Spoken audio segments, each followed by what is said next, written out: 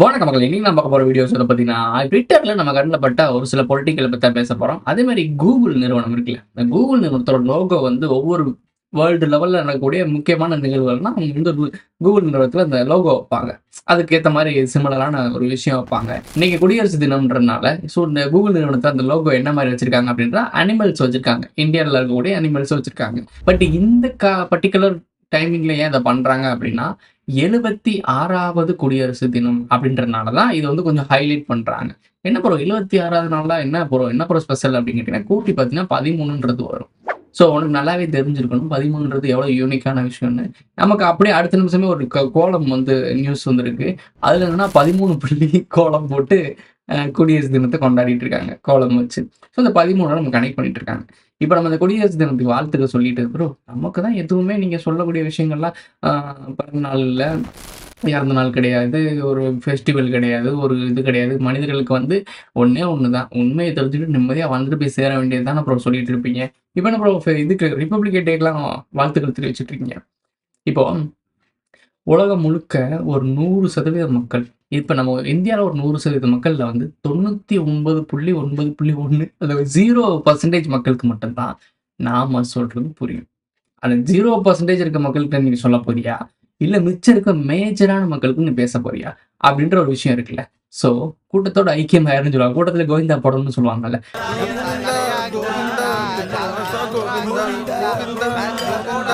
அந்த மாரி ஒரு சில விஷயங்கள்லாம் சொல்லும்போது, அதுவும் கூட்டத்தோட இருந்து சொல்லும்போது தான், கொஞ்ச நாள் திங்க் பண்றதுக்கு வாய்ப்பு இருக்குன்றதுக்காக, நாமளும் இந்த கூட்டத்துல ஜோதியில ஐக்கியமாயிட்டோம். ஸோ, ஒரு சில விஷயங்கள் புரியும்னு நெனைக்கிறேன். வாங்க வீடியோக்குள்ள போலாம்.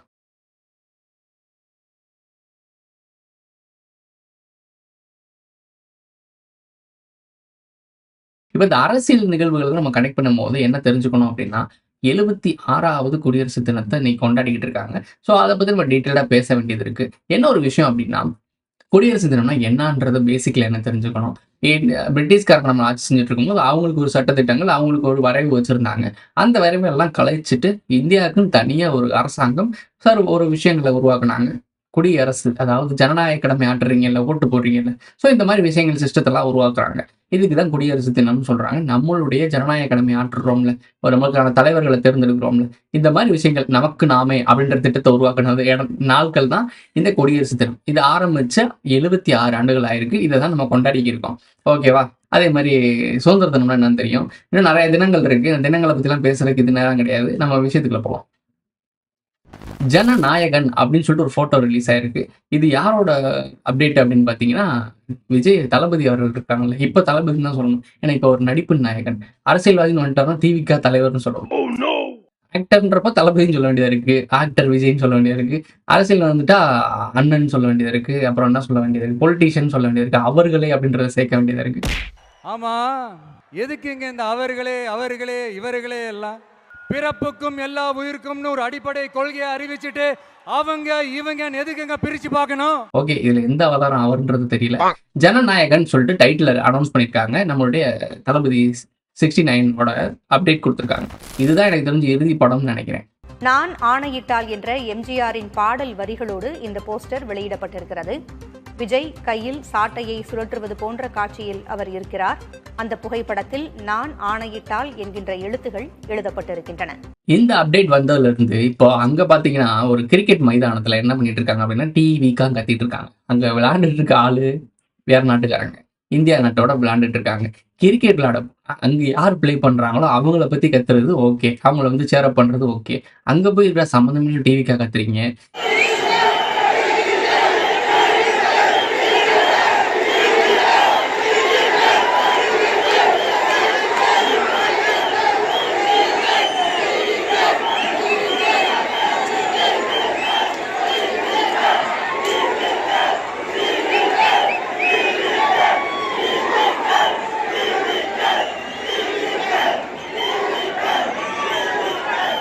இதுதானே இது அஜித் ஃபேன்ஸும் பண்ணாய்ங்க.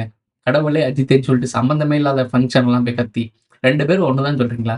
ஒண்ணுக்கு ஒண்ணு சலிச்சதில்ல. அணிலும் ஆமையும் ஒண்ணுக்கு ஒண்ணு சலிச்சதில்லன்றீங்களா? பேண்ட் தானே பெருசு. ஏய் எங்க தப்பு தானே பெருசு. பேண்ட் தானே பெருசு. தப்பு தானே பெருசு. இப்படி இருக்க ஆட்களுக்கு உண்மையான வரலாறுனா என்ன, அரசியல்னா என்ன, குடியரசு தினம்னா என்னன்னு சொல்லி புரிய வைக்கிறக்குள்ளேயும் நாம வயசாகி காலாவதி ஆகிருவோம். இவங்க அந்த இடத்த விட்டு நகலவே மாட்டாங்க. இவங்களுக்கு தேவை என்டர்டெயின்மெண்ட், கொண்டாட்ட மனநிலையிலே இருக்கணும். எந்நேரமும் சேரப்பு, ஜாலி, என்டர்டெயின்மெண்ட், ஃபன்னா, ஜாலியாவே இருக்கணும். ரியாலிட்டி என்னன்னு தெரிஞ்சுக்கவே கூடாது. இங்க ரியாலிட்டி உண்மைய தெரிஞ்சுக்கிட்ட அப்படின்னா, இந்த நிம்மதின்றது உனக்கு காணாம போயிரும். இதெல்லாம் எப்போ வரைக்கும் உங்களுக்கு இந்த கொண்டாட்டம் இருக்கும் அப்படின்னா, நீங்க தனியா ஜாலியா சுத்திட்டு இருக்கும்போது, ஜாலியா அப்பாட்ட காசு வாங்கி, பாக்கெட் மணி வாங்கி, கொஞ்சம் என்ஜாய் பண்ணிட்டு இருக்கும்போது தான் இருக்கும். உனக்குன்னு ஒரு ஃபேமிலி, உனக்குன்னு ஒரு சர்க்கிள்குள்ள வந்த பிறகு, ரியாலிட்டி உனக்கு புரிய ஆரம்பிக்கும். பொருளாதாரம்னா என்னன்னு தெரிய ஆரம்பிக்கும். என்னடா நம்ம வாங்குற காசு இங்கிட்டு ஓடிருது, என்னடா நடக்குது அப்படின்னு சொல்லி யோசிக்க ஆரம்பிப்பான். கையில வாங்கினேன் பையில போடல, காசு போன இடம் தெரியல, ஏழைக்கு காலம் சரியில்லை. புத்தி இருந்தால் யோசிப்பான். அப்படி புத்தி இருக்க ஒரு சில ஆட்களுமே என்ன பண்றானுங்க அப்படின்னா, ஏதாச்சும் ஒரு என்டர்டெயின்மெண்ட் வேணுன்றதுக்காக யாராச்சும் ஒருத்தவங்க ஃபங்ஷன் நடத்துனாங்க. இந்த மாதிரி ஆக்டர்ஸ்லாம் ஏதாச்சும் வந்து பாடின பாட்டே திருப்பி வந்து பாடுறாங்க. இந்த மியூசிக் கான்செப்ட்லாம் பார்த்துருப்பீங்க. அவங்க பாடின பாட்டு தான். அது திருப்பி வந்து பாடுவாங்க. அதுக்காக டிக்கெட்லாம் லட்சக்கணக்கில குடுத்து போய் பார்க்குறாங்க. முன்வரிசையில் உட்காந்து பார்க்கறதுக்கு. அவங்க கிட்ட பக்கத்துல க்ளோஸ்டா இருக்கிறதுக்காக அதுக்கு ஒரு காசு அமௌண்ட் செலவு பண்ணி அதெல்லாம் பண்றாங்க. இது எதுக்கு அப்படின்னா, நாங்க இவ்ளோ சம்பாரிச்சாலும் ஸ்ட்ரெஸ்ல இருக்கோம். அத ஃப்ரீ பண்றதுக்காக போறோம்ன்றது ஐடி ஆட்கள்லாம் போறாங்க. நீ எதுக்கு முதல்ல ஸ்ட்ரெஸ் ஆகணும்? ஒரு ஒர்க் பண்றோம்னா, அத என்ஜாய் பண்ணி தானே பண்ணணும். இப்ப நான் இந்த ஒர்க் பண்றேன்னு வச்சுக்கோங்களேன். இத ஒர்க்கா நான் நினைக்கல. பட் இத நான் ஒர்க் பண்றேன்னு வச்சுக்கோங்களேன். இத நான் பண்ணும்போது எனக்கு என்ஜாய்மென்ட்டா இருக்கு. ஒரு உண்மைய நம்ம தெரிஞ்சுக்கிறோம். தெரிஞ்சுக்கிட்ட உண்மைய 4 பேருக்கு சொல்லிக் குடுக்குறோம். ஜாலியா இருக்கு. அப்ப நீ ஒரு ஒர்க் பண்ணும்போது, அந்த ஒர்க்க நீ லவ் பண்ணி தானே பண்ணணும். அந்த ஒர்க் வந்து உனக்கு சோறு போடுது. அதுல தான் நீ வாழ்ற அப்படின்னா, அது உனக்கு பிடிச்சு போய் தானே பண்ணணும். பிடிச்சு போய் யாரும் பண்றதில்ல அப்ப. அதனால தான் அது ஸ்ட்ரெஸ்ஸா மாறுது. அப்போ அந்த வேலை உங்களுக்கு பிரஷர அழுத்துது அப்படின்னா, அது உங்களுக்கான வேலையா? எவனோ ஒருத்தனுக்கான வேலை, உங்கள வேலை வாங்குறான். இதான் ரியாலிட்டி. ஸோ ரொம்ப மைன்யூட்டா உள்ள போவானா. கட்டு கட்டா நோட்டு சேருது கெட்டிக்காரன் பொட்டியிலே, அது குட்டியும் போடுது வட்டியிலே. விஷயத்துக்குள்ள போலாம். இந்த மாரி சேரப்ல கத்திக்கிட்டு இருக்காங்க வைக்கிறாங்கல்ல. இவங்கள மாரி ஆட்கள்லாம் வெளிநாட்டுக்காரன் பார்க்குறப்ப எப்படி யோசிப்பான்? ஐ மீன் கொஞ்சம் அறிவு இருக்க ஆட்கள் பார்க்குறப்ப என்ன யோசிப்பான்? என்னடா இப்படி இருக்காய்ங்க? கிரிக்கெட்ல என்ன நடந்துட்டு இருக்கு? சம்மந்தமே டிவிக்காரன் கத்துறாய்ங்க. டிவிக்காரன் என்னடான்றது கூட அங்க விளையாடுற பிளேயருக்கு டிவிக்காரன் என்னன்னு கூட தெரியாது. இவனுங்களுக்கு என்னன்னா அப்படியே ஒரு ஃபன் ஆகும். இது ஒரு ட்ரெண்ட் ஆகும். நியூஸ்லலாம் போடுவாங்க. இவ்வளோதான் இவங்களுக்கு. இந்த ட்ரெண்ட் ஆகுறதுக்காக ஒரு சில பையன் அந்த அப்படி தலையாடிட்டு வந்து பாட்டு பாடிக்கிறனால, அந்த பையன் சொல்றான்.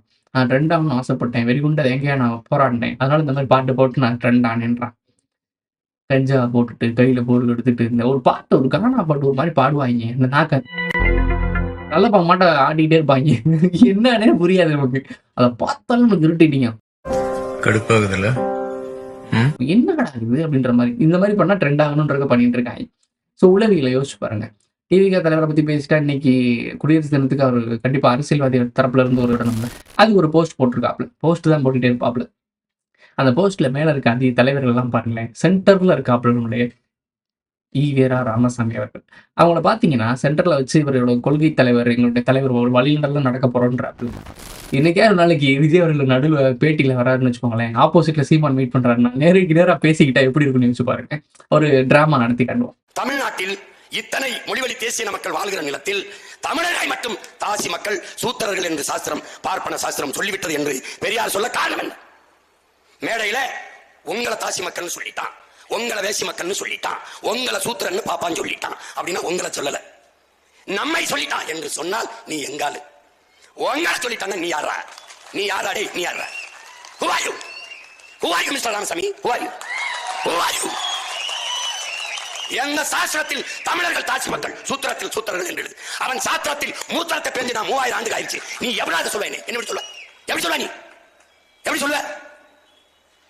பார்ப்பனர்கள் நம்மில் கீழ் சாதி, இந்த கிறிஸ்தவர் இஸ்லாமியர் நமக்கு எதிரி என்றால் நம்மில் கீழ் சாதியார், உங்களில் கீழ் சாதியார். இதான் நீங்க நிலைநாட்டு வந்த சகோதரத்துவம், சமூக நீதி, சமத்துவம், சாதிய ஒழிப்பு, தீண்டாமை ஒழிப்பா? பதில் இருக்கா? இந்த கூட்டம், இந்த குழு நமக்கு எதிரி என்றால் யாரா அந்த நமக்கு? அந்த நமக்கு யார்? யார் அந்த நமக்கு? யார்? தமிழ் அது அழியக்கூடாது, தமிழை காப்பாற்ற வேண்டும், தமிழுக்காக உழைக்க வேண்டும், தமிழுக்காக உயிரே கொடுக்க வேண்டும் என்று ஒரு கூட்டம் அலைகிறது. அந்த கூட்டத்திடம் மற்ற மக்கள் எச்சரிக்கையா இருக்கணும். அது யாரு? இந்த மற்ற மக்கள் யார்? ஒரு கேள்விக்கு பதில் இருக்காது. அவதூறை தவிர கொண்ட வேற இருக்காடா? இருக்கா? நாங்க யாரு தெரியுமா? எங்கள் மேல் வீசப்படுகிற விமர்சன அவதூறு கற்களை அடுக்கி அடுக்கி எங்களுக்கான கோட்டையை கட்ட வந்த வீரர்களா நாங்க. நீ வீசி நீ இப்ப பாத்தீங்களா ஒரு வீடியோ கிளிப். இந்த வீடியோ கிளிப்ல அவர் பேசினத நேரடியா விஜயை பார்த்து பேசியிருந்தா எப்படி இருக்கும்னு யோசிச்சு பாருங்க. உங்க கொள்கை தலைவர் இப்படி சொல்றாரு, நீங்க என்ன பண்ண போறீங்க அப்படின்னா, அவருடைய புத்தகங்கள், அவருடைய வார்த்தைகள் எல்லாமே இருக்குங்க. அங்கங்க இருக்க தான் செய்யுது. நிறைய பேர் அத சேஃப்டி பண்ணி வச்சிருக்காங்க. சீமான்னு ஒருத்தன் ராமநாதபுரத்துல ஆடு மாடு மேய்ச்சிட்டு தெரியாம படிச்சுட்டு திரைப்படத்துல இயக்குனராக இருக்கான்னா அதுக்கு ஒரே ஆள் தான் காரணம் இந்த ஆள். அந்த நன்றி கடனுக்காக சாகும் வரை, உயிர் உள்ள வரை அவர் என்ன பணியை செய்தாரோ அந்த பணியை செய்து சாகிறது முடிவெடுத்திருக்கார். இது உண்மை. பேசுறது உண்மை. இந்த பிம்பத்தை ஏன் எல்லாருமே தாங்கி பிடிக்கிறாங்க? அதே மாதிரி ஹிந்தி எதிர்ப்புக்கு தளபதியா இருந்து செயல்பட்டாருன்னு சொல்றாங்க. ஹிந்தி எதிர்ப்பை எதிர்த்து என்னடா அவங்க ஹிந்தியை எதிர்த்து இது பண்ணிட்டு இருக்காங்க, இங்கிலீஷை கொண்டு வரன்றேன்னு சொல்லி பேசினவர் தான் அவரு. வீட்டுக்குள்ளேயே தமிழ் பேசாத, வேலைக்காரிட்ட கூட தமிழ் பேச, இங்கிலீஷ்ல பேசுன்னு சொன்னாரு. இவரு ஹிந்தி எதிர்ப்பை போராடுறாரு. ஹிந்தி எதிர்ப்பு யார் போராடினது? தமிழை விட்டுட்டு நாங்கள் ஹிந்தியை படிக்க மாட்டோம், எங்களுக்கு தமிழ் தான் முக்கியம், எங்கள் மொழி போதும்னு நினச்சவங்க, தமிழோட பற்று இருக்கவங்க எதிர்த்தாங்க ஹிந்தி எதிர்ப்பை. இவர் இதுக்கு இது எதிர்த்தாருன்னு சொல்லி இவர் எதுக்கு தளபதின்னு சொல்றீங்க? ஒரு காரணம் வேணும்ல. தமிழர்கள் ஹிந்தி பிடிக்கல, அதனால தமிழர்கள்லாம் சேர்ந்து போராடினாங்க. இவர் அதை பயன்படுத்திக்கிட்டேன்றது அவர் அரசியல் லாபத்துக்கு பயன்படுத்திட்டாங்க. இப்ப வரைக்கும் இத்தனை ஆண்டு காலத்துக்கு கடந்தும் இப்ப வரைக்கும் அதை அரசியலுக்கு பயன்படுத்துறாங்க. அவர் தான் தளபதியா இருந்தாருன்னு சொல்றாங்க. இந்தி எதிர்ப்பு போராட்டத்துக்கு. ஏன்னா இந்தி எதிர்ப்புல இருந்தவங்க யாருமே இப்ப உயிரோட இல்லை. அப்படி உயிரோட இருந்தாலும் பேசக்கூடிய நிலைமையா இருக்க மாட்டாங்க. ரொம்ப வயசாகி இருக்கும். உங்களுக்கு தெரியும்னு நினைக்கிறேன். ஸோ அப்போ இவங்களுடைய தைரியத்தை பாருங்களேன். ஆட்சியும் அதிகாரமும் இருக்குன்னா அரசியல்வாதி வாயிலா வாடகைக்கு விட்ட வாய் தான். இங்கிட்ட ஒன்று பேசும், அங்கிட்ட ஒன்று பேசும். இதுல எது உண்மைன்றதை நீ கண்டுபிடிக்கிறக்குள்ளே ஆயுசே முடிஞ்சு போயிடும். திராவிட தேசியம் என்பது ஒரு கற்பனை. அன்றைக்கும் சொல்கிறோம், இன்றைக்கும் சொல்கிறோம். அவரை யார் இப்படி உசுப்பி விடுகிறார்கள் என்றும் தெரியவில்லை. அவருடைய போக்கு தமிழ்நாட்டு மக்களுக்கு நேர் எதிரானதாக இருக்கிறது. பிசிக தலைவர் என்ன சொல்லுவாரு, எங்க ஸ்டாலின் ஐயா அவர் தான் இப்படி எப்படின்னு சொல்லி பேசுவாரு. அதுக்கப்புறம் திராவிடம்னா ஒன்று இல்லவே இல்லைன்னு சொல்லி இவர் தான் பேசினாரு. ஸோ இந்த ரெண்டு விஷயம் பேசினது இவர் தான், ஒரே ஆள் தான் பேசினாரு. ஆனா இந்த தலைவருக்கு பின்னாடி ஒரு கூட்டம் ஓடிக்கிட்டு இருக்கு. இவர் தான் எங்களுக்கு காப்பாற்ற போறாரு, தேவ கர்த்தா, தேவ தூதர்ன்றாங்க. இப்போ யாரோட கூட்டணியில இருக்காரு? இவர் ஆளுங்கட்சியோட இருக்காரு. ஆளுங்கட்சியோட சென்ட்ரல் அந்த மாதிரி போலீஸ் அதிகாரம் கண்ட்ரோல் ஃபுல்லா யார்கிட்ட இருக்கு? ஆளுங்கட்சியோட தலைவர் முதலமைச்சர் கையில இருக்கு. இப்போ முதலமைச்சர்கிட்ட போய் நீங்க நேரடியாவே பேச முடியுங்களா? அந்த ஆக்சஸ் இருக்குல்ல உங்களுக்கு. ஏன்னா நீங்க அந்த கட்சியோட முக்கியமான ஆளு. ஸோ அவங்கள்ட்ட நேரடியாக ஆக்சஸ் பண்ணி என்னங்க அப்படி நடக்குது, என்னங்க பாருங்க அப்படின்னு சொல்லியிருக்கணும்ல. அதை விட்டு வெளியே வந்துட்டாங்க. போலீஸ் மேல நம்பிக்கை இல்லை. இப்போ போலீஸ் மேல நம்பிக்கை இல்லைன்னு நீங்க சொல்றீங்க அப்படின்னா யார் மேல நம்பிக்கை இல்லை? அதை கண்ட்ரோல் பண்றது யாரு? போலீஸ் அதிகாரிகள் அவங்களோட அதிகாரத்தை ஃப்ரீயா விட்டு அவங்களோட வேலையை ஒழுங்கா பார்க்க விட்டு அவங்க கரெக்டாக வேலையை பார்ப்பாங்க. பட் இதோட அதிகாரம் யாரோட தலைமை கையில இருக்கு? முதலமைச்சரோட நேரடி கட்டுப்பாட்டில் இருக்குன்னு சொல்றாரு. முதலமைச்சர் அவர்களே சொல்லியிருக்காரு. ஸோ நேரடி கட்டுப்பாட்டில் இருக்கும்போது நீங்க அவர்கிட்டே பேசிட்டீங்கன்னா சுமூகமா முடிஞ்சிரும்ல. பிரச்சனையை சுத்தி வளைக்கிறீங்க, அங்க பேசிடலாம்ல. இப்ப நீங்க போலீஸ் மேல எனக்கு நம்பிக்கை இல்லைன்னு சொல்றீங்கன்னா உங்க தலைமை மேல நம்பிக்கை இல்லைன்னு சொல்றதுதான் அர்த்தம். ஸோ இப்போ என்ன சொல்ல வரீங்க? ஆளுங்கட்சி மேல அர்த்தம் நம்பிக்கை இல்லைன்றீங்களா? இதே நபர் தான் கொஞ்ச நாளுக்கு முன்னாடி திராவிடம் ஒன்று இல்லவே இல்லைன்னாரு. இப்போ அவர் தான் திராவிடத்தை பேசவே கூடாது, பெரியாரை பேசி விட்டீர்கள். இந்த டானாக்காரன் ஒரு படம் இருக்குங்க.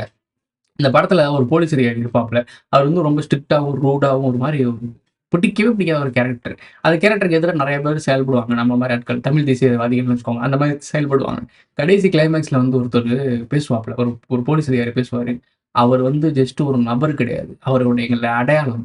ஸோ அவளை ஈஸியாக அவளை அழிச்சிட முடியாது. நம்ம எல்லாரும் சேர்ந்து ஒரு தான் அந்த நபர் அப்படின்னு சொல்லுவாங்க.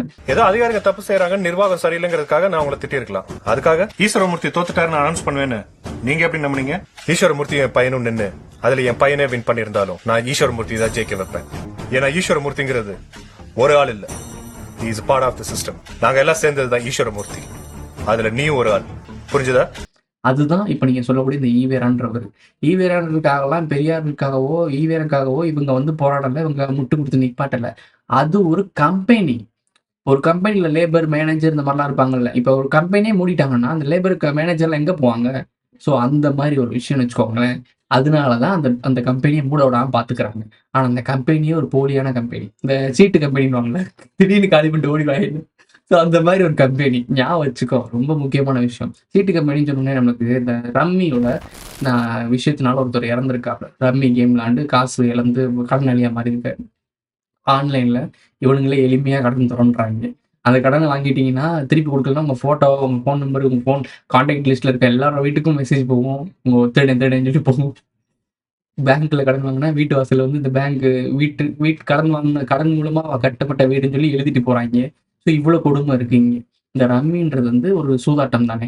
நம்ம ஆரம்பத்துல கோழிக்கூடு குண்டு விளையாடுறது, பம்பர் விளையாடுறது, இதுக்கெல்லாம் ரூ. 1 2 பிட்ட வச்சு விளையாடுவோம். அதுலேருந்து கொஞ்சம் அப்டேட் ஆகி சேவ சண்டைலாம் விட்டு பயங்கரமான காசு பார்ப்பாங்க. அதெல்லாம் தடுத்து நிறுத்தின அரசாங்கம், இந்த ரம்மின்றது ஓப்பனான ஒரு கேம்லிங். அந்த கேம்லிங்குக்கு எல்லா யூடியூப் சேனலுக்கும் வரும் வீடியோ ஆட் வரும். நம்ம வீடியோ சேனலுக்கே நம்ம போடுற வீடியோஸ்லயே அங்கங்க ரம்மி ஆட் வந்தாலும் வந்திருக்கும். பார்த்துருப்பீங்க நீங்க. ஸோ இந்த ரம்மின்றது யாருக்குமே தேவையில்லாத விஷயம். இத்தனை பேர் உயிர் பலி வாங்கிட்டு இருக்கு. அது ஏன் இன்னமும் தடை செய்யாம இருக்கீங்க? ஸோ இந்த கார்ப்பரேட் கம்பெனிட்ட இருந்து எதுக்கு ஃபண்ட் போகுதுன்னு இப்ப தெரியுதா உங்களுக்கு? இவ்வளவுதான் விஷயம். இப்போ இந்த இன்னைக்கு கூட அன்பறிவுன்னு சொல்லி ஹிப்ஹாப் தமிழ்ல ஒரு படம் இன்னைக்கு காலைல பார்த்தேன். அதுல கிளைமேக்ஸ்ல ஒரு போர்ஷன் சொல்லுவாங்க. ஒரு கார்ப்பரேட் கம்பெனி இங்க வந்து மக்களுக்கு சேவை செய்யறதுக்காக வந்துச்சுன்னா 100 கோடி லஞ்சம் கேட்குறாங்க. அந்த கம்பெனி மக்களுக்கு சேவை செய்யற ஒரு கம்பெனி வர்றதுக்கு இவங்க லஞ்சம் கேட்குறாங்க. எதுக்கு லஞ்சம் கேட்குறாங்க? வந்தா நான் அந்த இந்த இடத்துல நான் உனக்கு தரேன், இந்த அனுமதிலாம் தரேன். ஏன்னா அனுமதி கொடுக்க வேண்டிய இடத்துல அதிகாரி இருக்காங்க. அவனுக்கு கம்பெனி வைக்கணும். அப்போ இவனுக்கு காசு கொடுத்தா ஆகணும் அப்படின்ற ஒரு சீக்வன்ஸ் நடக்கும். அதான் எனக்கு டக்குன்னு ஞாபகம் வந்துச்சு. இப்படிதான் உண்மையிலே நடந்துட்டு இருக்கு. ஆனா படங்கள்ல அது வந்து படங்கள் காட்சி அமைப்பு மாதிரி கொடுக்குறாங்க. நீங்களும் நம்பிக்கிட்டு இருக்கீங்க. இந்த ரம்மின்றதை ஏன் நான் பேசுறேன் அப்படின்னா, ஏகப்பட்ட பேர் இதுல விழுந்திருக்காங்க. நானுமே 2, 3 பேர் கேம்லிங்ல 60 லட்சம் 70 லட்சம் பேர்ட்ட விழுந்த அளவுக்கு நான் கேள்விப்பட்டிருக்கேன். தெரிஞ்ச லெவல்லயே. காசுன்றது மரத்துல எங்க காய்க்குது? அதே சம்பாதிக்கிறதுக்கு போய் நாயா வளர்ந்துட்டு இருக்காங்க. அசால்ட்டா அந்த கேம்லிங்ல எப்படின்றதுல ஓடிடும்.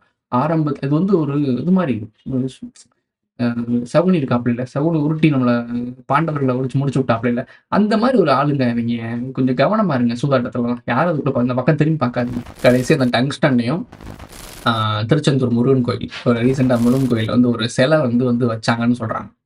ஒரு சிலை வந்து திடீர்னு வந்துச்சு. மக்கள்லாம் ஆச்சரியப்படுறாங்க. திடீர்னு எப்படி சிலை வந்துச்சு? ஆண்டி குளத்துல வந்து நிக்குது. பழனியில இருந்த மாதிரி ஸ்டாச்சுல பார்த்து நிக்குது. கடல் அரிப்புன்னு சொல்றாங்க. அங்க இருந்து எங்க சிலை கிடக்குது, அது கிடக்குன்றாங்க. கல்வெட்டு கிடக்கு, அது கிடக்குன்றாங்க. நிறைய விஷயம் நம்பகத்தன்மையே எனக்கு தெரியல. ஒரு சிலை தலையில துண்டுலாம் போட்டு, அந்த காவி துண்டுலாம் போட்டு கீழே நேரா நிக்காதுன்னு சொல்லிட்டு கீழே அந்த மொசைக் கல் போடுவாங்க பார்த்தீங்களா, அந்த கடப்பாக்கல், அந்த மாதிரி கல்லாம் போட்டு அந்த சிலையை வச்சுட்டு போயிருக்காங்க. நைட்டோட நைட்டா எவனோ ஒருத்தன் வச்சுட்டு போயிருக்கான். யார் வச்சுட்டு போனா, என்ன வச்சுட்டு போனான்னு இதை கேட்கறத விட்டுப்புட்டு, முருகன் சிலையை பார்த்து ஆச்சரியப்படுகிறார்கள். கடலை பார்த்து இருக்க முருகனை வணங்க ஆரம்பித்து விட்டார்கள். என்னங்க பண்ணிட்டு இருக்கீங்க? இதானங்க பகுத்தறிவு பூமி? இந்த பகுத்தறிவு பூமியில என்ன நடந்துட்டு இருக்கீங்க? இதே பகுத்தறிவு பூமியில என்ன தெரியுமா பண்ணாங்க? ஒரு ஐபோனு தெரியாம உண்டியல்ல விழுந்துருச்சு. அதை எடுத்து கொடுங்கடான்னா ஏகப்பட்ட நாள் இழுத்து ஏலம் விட்டு அது ஒரு 10,000 அவளுக்கு ஏலத்துல காசு கொடுத்து தன்னுடைய சொந்த ஐபோனை தெரியாம தவற விட்ட காரணத்தினால் 10,000 அபதாரம் கட்டி வாங்கிட்டு போயிருக்காப்புல. இதுல எது பகுத்தறிவு? பகுத்தறிவுன்றது உங்களுக்கு இல்லவே இல்லைன்றது உங்களுக்கு தெரியுதா? இந்த யுனெஸ்கோ அவார்டு, இந்த புத்தகம், அதே மாதிரி இப்ப ரீசனா பயங்கரமா விஷயம் உடைஞ்சுக்கிட்டு இருக்கு பெரியாரோட உண்மையான முகம். அது எவ்வளவு பெரிய பித்தலாட்டம், எவ்வளவு பெரிய ஃப்ராட் அது. அது பெட்ராண்ட் ரசல் எழுதின மேரேஜ் அண்ட் மாரல்ஸ்ங்கிற புத்தகத்தோட அசல் மாறாத, அதாவது மொழி மாற்றம் செஞ்சு புத்தகங்கள் வரும். அந்த கருத்தியலையும் அதுல இருக்க ஐடியாலஜியையும் உள்வாங்கிக்கிட்டு எழுதுவாங்க. மொழி மாற்றத்தை ஒரு டிரான்ஸ்லேட்டட் புக் மாதிரி அப்படியே பக்கம் பை பக்கம் வரி பை வரி காப்பி அடிச்சு எழுதிட்டு அதை இவர் எழுதுனதுன்னு சொல்லி வியாபாரம் பண்ணி அதை புத்தகங்கள்ல எல்லாம் வர வச்சு இதுல இன்னைக்கு பெரிய பெரிய தலைவர்கள்னு அறியப்படுறவங்க எல்லாம் மேடையில இருந்து பேசுறது ஒரு எவ்வளவு ஒரு வெக்கக்கேடான செயல். கொஞ்சம் அந்த புத்தகத்தை சொல்றீங்களா? பெண் ஏன் அடிமையான புத்தகத்தை சொல்றீங்களா? ஏன் அடிமையானலாம் அந்த புத்தகம் ஒரு அந்த பெட்ராண்ட் ரசல்ங்கிற ஒரு பிரிட்டிஷ்காரன் எழுதுனது. அவன் MI6ஓட உளவாளி. அவன் தன்னை ஒரு பொது உடைமைவாதி, சோவியத் யூனியன் ரொம்ப இதா இருக்கையில, அப்போ அந்த கோல்டு வார் ஈஸ்ட் பிளாக்கும் வெஸ்டர்ன் பிளாக்கு நடந்த கோல்டு வார் கடையில் அவன் MI6ஓட உளவாளின்னு பின்னாடி அறியப்பட்டது. அவன் எழுதின புத்தகம். அந்த புத்தகத்தை மொழி மாற்றம் பண்ணி அச்சடிச்சு வித்து ஏமாத்தி இந்த புத்தகத்தினால எனக்கு அறிவு வந்துச்சுன்னு சொல்றது அடிப்படையில பெரிய மோசடி. இது மாதிரி எத்தனை பெரியார் அந்த ஈவேராங்கிற பிம்பம் முழுக்க முழுக்க போலியான பிம்பம், போலிகளால் கட்டமைப்பது எல்லாம் பொய். வெளிநாடுகள் கலர் விட்டுட்டு இருக்காங்க. எங்க ஒரு வெள்ளைக்காரங்க எழுதின புக் இருக்குங்க. அந்த புக்கை அப்படியே காப்பி பண்ணி பெண்கள் விடுதலைன்னு சொல்லி ஒரு புக்கை எழுதியிருக்காங்க. ஐ மீன் பெண்ணை விடுதலை பேசுறதே வெளிநாட்டுக்காரனா. அந்த புக்கை அப்படியே தமிழ்ல பிரிண்ட் பண்ணி விட்டு பேரை மட்டும் மாத்தி விட்டாங்க. செய்யறாங்க. இப்ப எப்படி பண்றாங்க? இவங்க முன்னோர்கள் இப்படி பண்ணதான் இப்ப இவங்க டங்ஸ்டன் சுரங்கத்துக்கு தோண்டக்கூடாதுன்னு சொல்லி போராடினாங்கல்ல 910 நாள் போராடின மக்களுடைய கிரெடிட்ஸ் இப்ப நேரடியாக அரசாங்கம் எடுத்துருச்சு. எப்படி எவனோ தெரியல புக்கை எடுத்துட்டு வந்துட்டு பேரை மாத்தி போட்டு யுனெஸ்கோ அவார்டுன்றது உங்களை பக்கமே விடாம நீங்களே ஒரு யுனெஸ்கோ மன்றம்னு சொல்லி ஓப்பன் பண்ணி ஒரு அவார்டு கொடுத்தீங்களோ அதே வழித்தோன்றல் தான் இவங்க பண்ற எல்லா காரியமும் ஒரே பேட்டர்ன்ல தான் பண்றாங்க. நீங்க மட்டும்தான் இதை புரிஞ்சுக்க மாட்டீங்க. இதுக்காகத்தான் நானும் ஒவ்வொரு நாளும் ஒவ்வொரு நியூஸையும் வந்து உங்கள்ட்ட குடுத்துக்கிட்டே இருக்கேன். இது இந்த பாயிண்ட்ல பாடுறா, அது அந்த பாயிண்ட்ல பாடுறான்னு ஒண்ணு சொல்லி புரிய வைக்க ட்ரை பண்றேன். நீங்க இந்த அனுபவத்துக்கு வந்துட்டீங்க. எல்லாருக்குமே எங்க பாயிண்ட் ஆஃப் வியூல இந்த உலகத்த பார்க்க ஆரம்பிச்சுட்டீங்க அப்படின்னா, உண்மையான மேட்ரிக்ஸ்னா என்னன்னு தெரிஞ்சிரும் உங்களுக்கு. அதுக்காக தான் இவ்வளவு வேலை பார்த்துட்டு இருக்கோம். ஒவ்வொரு நாளும் ஒவ்வொரு நியூஸையும் கொண்டு வந்து ஒவ்வொரு விஷயத்தையும் நான் ஏன் பேசுறேன் அப்படின்னா, இந்த நியூஸ் எல்லாம் நீங்க இப்படிதான் பார்க்கணுன்றத உங்களுக்கு பழக்கப்படுத்திக்கிட்டு இருக்கேன். எல்லாரும் இப்படி பழக்கப்படுத்திட்டீங்க அப்படின்னா, நீங்க எல்லாருமே கேள்வி கேட்க ஆரம்பிப்பீங்க. உங்களை யாரையுமே ஏமாத்த முடியாது. அதுக்காக தான் இந்த வேலை பார்த்துட்டு இருக்கோம். இதோட இந்த வீடியோ முடியுது. இந்த வீடியோ பிடிச்சிருந்துச்சுன்னா லைக் பண்ணுங்க, கமெண்ட் பண்ணுங்க, சப்ஸ்கிரைப் பண்ணுங்க, மறக்காம பெல் ஐகானை ஆல்ல போட்டு இந்த ஃப்ரெண்ட்ஸ்க்குலாம் ஷேர் பண்ணுங்க. உங்களுடைய கருத்துக்களை கீழே கமெண்ட்ல சொல்லிட்டு போங்க. சேனல் மெம்பர்ஷிப் ஆகணும்னா சேனல்ல ஜாயின்ட்னு ஒரு பட்டன் இருக்கும். அதை போட்டு விடுங்க. அடுத்த வீடியோல சந்திக்கலாம். பிராண்டிங், அந்த பிராண்டை அழிக்கிறதுல தான்டா நான் specialist. Who is this guy?